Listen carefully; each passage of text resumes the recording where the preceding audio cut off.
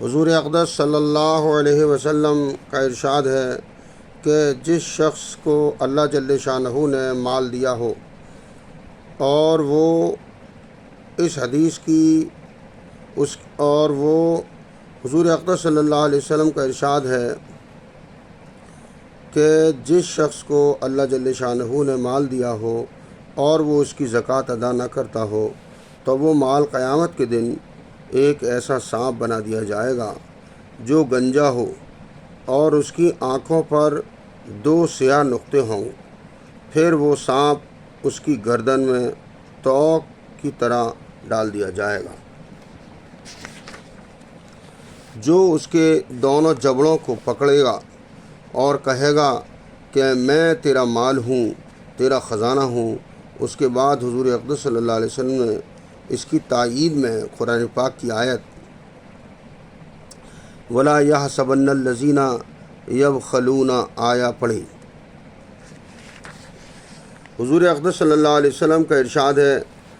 کہ جس شخص کو اللہ جل شانہ نے مال دیا ہو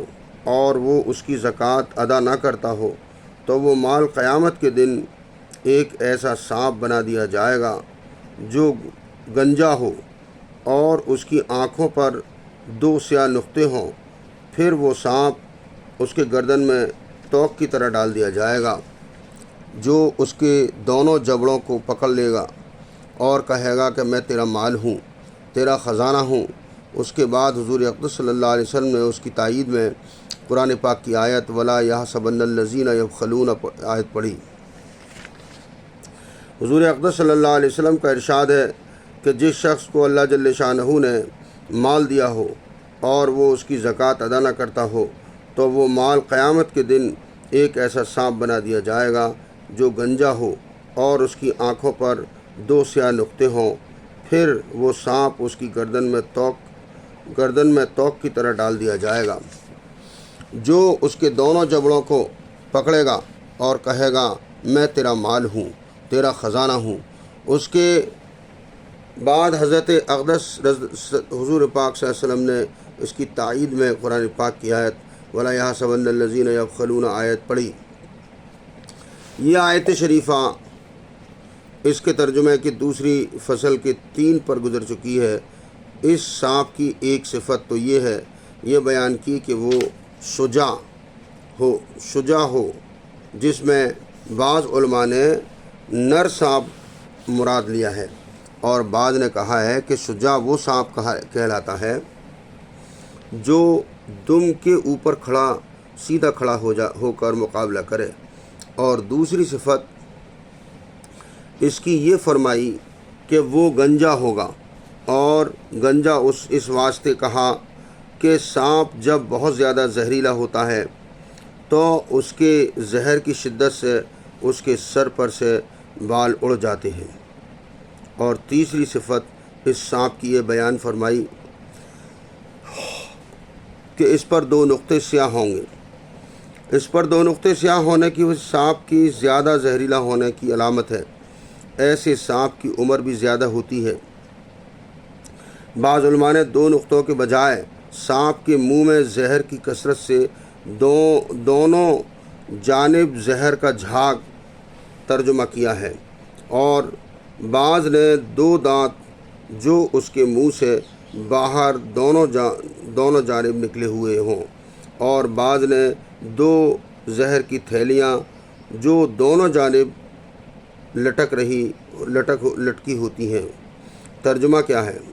کیا ہے اس حدیث پاک میں زکوٰۃ نہ دینے پر اس مال کا سانپ بن کر توق پہنایا جانا ذکر کیا ہے، اور پہلی حدیث میں آنکھ پر تپا کر داغ دینا گزرا ہے، اور دونوں قسم کے عذاب قرآن پاک کی 2 آیتوں میں بھی گزر چکے ہیں، اور دونوں آیتیں دوسری فصل کی آیات کے ذیل میں گزر چکی ہیں۔ 2 عذابوں میں کوئی اشکال نہیں، مختلف اوقات کے اعتبار سے بھی فرق ہو سکتا ہے، اور مختلف انواع مال کے اعتبار سے بھی، اور مختلف آدمیوں کے اعتبار سے بھی، اور دونوں عذاب جمع بھی ہو سکتے ہیں۔ حضرت اقدس شاہ ولی اللہ صاحب رحمۃ اللہ علیہ رحمۃ اللہ علیہ البالغہ میں فرماتے ہیں کہ سانپ بن کر پیچھے لگتے ہیں اور پترے بن کر داغ دینے میں فرق اس وجہ سے ہے کہ آدمی کو اگر مجملاً مال سے محبت ہو، اس کی تفاصیل سے خصوصی تعلق نہ ہو، اس کا مال تو ایک شے واحد سانپ بن کر اس کے پیچھے لگ جائے گا، اور جس کو مال کی تفاصیل سے تعلق خاطر ہو وہ روپیہ اور اشرفی کو گن گن کر رکھتا ہو، اور جو مل جائے اس کے روپے بنا کر رکھتا ہو، تو اس کا مال پترے بنا کر داغ دیا جائے گا۔ ایک حدیث میں ہے کہ جو شخص اپنے پیچھے خزانہ چھوڑ جائے گا تو وہ خزانہ ایک گنجا 2 نقطوں والا سانپ بن کر قیامت کے دن اس شخص کے پیچھے لگ جائے گا۔ وہ شخص گھبرا کر کہے گا کہ تو کیا بلا ہے؟ وہ کہے گا کہ میں تیرا خزانہ ہوں، اس کو چھوڑ کر آیا تھا۔ وہ سانپ اول اس کے ہاتھ کو کھا لے گا، پھر سارے بدن کو۔ قیامت کے عذابوں میں کثرت سے یہ بات ہے کہ جو شخص کسی عذاب کی وجہ سے ریزہ ٹکڑے ٹکڑے ہو جائے گا، پھر عذاب کے مسلط ہونے کے واسطے اپنی اصلی حالت پر عود کر کے دوبارہ عذاب کا محمل بنے گا۔ اللہ تعالیٰ ہر مومن کی حفاظت فرمائے، اور جن لوگوں کو اللہ تعالیٰ نے مال و دولت دیا ہے اس کی صحیح زکوٰۃ کی مقدار صحیح سے بھی زیادہ نکالنے کی توفیق عطا فرمائے۔ اللہ تعالیٰ ہم سب کو کہنے سے زیادہ عمل کی توفیق عطا فرمائے۔ وآخر دعوانا ان الحمد للہ رب العالمین۔ سبحان ربک رب العزت عما یصفون وسلام علی المرسلین والحمد للہ رب العالمین برحمتک یا ارحم الراحمین۔